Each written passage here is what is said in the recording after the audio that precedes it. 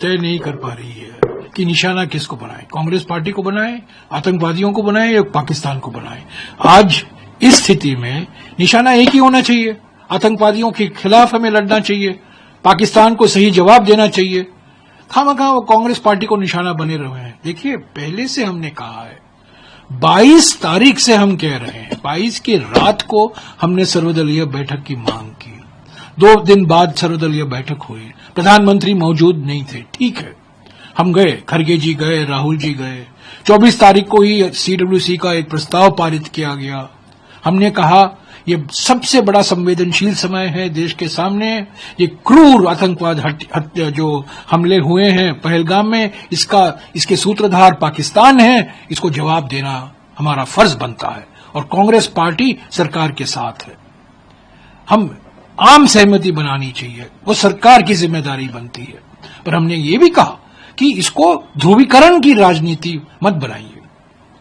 पर हमने हमारा हाथ दिया सरकार को और कहा जो कुछ आप उचित समझें, आप विपक्ष को विश्वास में लीजिए, पार्लियामेंट की विशेष एक सत्र बुलाइए। खरगे जी ने लिखा प्रधानमंत्री को, राहुल जी ने लिखा प्रधानमंत्री को, कुछ जवाब तो अभी तक नहीं आया।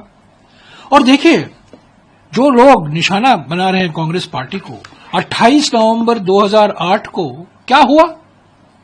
जब आतंकवादी हमले हुए थे मुंबई में 26 नवंबर 2008 में, 2 दिन बाद हमले हो रहे हैं, सुरक्षा बल अपनी कार्रवाई कर रही है, सिक्योरिटी ऑपरेशंस चल रहा है और तत्कालीन गुजरात के मुख्यमंत्री जाते हैं ओबराय होटल के सामने, देश के नाम संदेश देते हैं।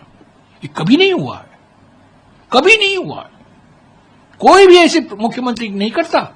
और महाराष्ट्र सरकार ने कहा आप मत आइए, ये गलत समय है, पर गुजरात के मुख्यमंत्री वहां पहुंच गए देश के नाम संदेश देने के लिए 28 नवंबर 2008 को मुंबई में।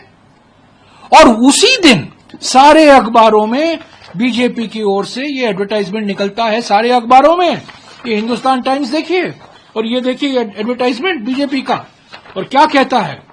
Brutal terror strikes at will, weak government unwilling and incapable.